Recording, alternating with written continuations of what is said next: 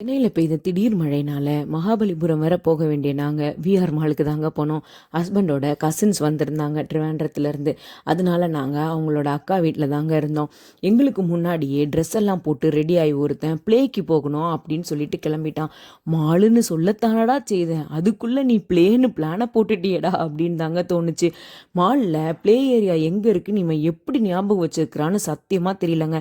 என்னெல்லாம் இந்த வயசில் கொண்டு விட்டாலே திரும்ப அதே இடத்துக்கு வரத்துக்கு முன்னாடி எனக்கு அப்படியே கண்ணு தள்ளி போயிடும். இவன் கரெக்டாக மேலே தான் ப்ளே ஏரியா இருக்குது, வரியா இல்லையான்ற மாதிரி ஒரு கட்டத்துக்கு அப்புறம் எங்களெல்லாம் இழுத்துட்டு போக ஆரம்பிச்சிட்டான். கூட வந்தவங்க எல்லாரும் ஷாப்பிங் போனாங்க. நானும் என் ஹஸ்பண்டும் வழக்கம் போல் ப்ளே ஏரியாவில் பேபி சிட்டிங் பண்ணிட்டு இருந்தோம். ஐயா இஷ்டம் உள்ள கேம் எல்லாம் விளையாடி பயங்கர ஹாப்பியாக இருந்தார். ஆனால் என்ன, அவனை அங்கேருந்து கூட்டிகிட்டு வரத்துக்குள்ளே தான் போதும் போதும்னு ஆயிடுச்சு. கஷ்டப்பட்டு குண்டு கட்டாதாங்க அங்கேருந்து தூக்கிட்டு வர வேண்டியதாக இருந்தது.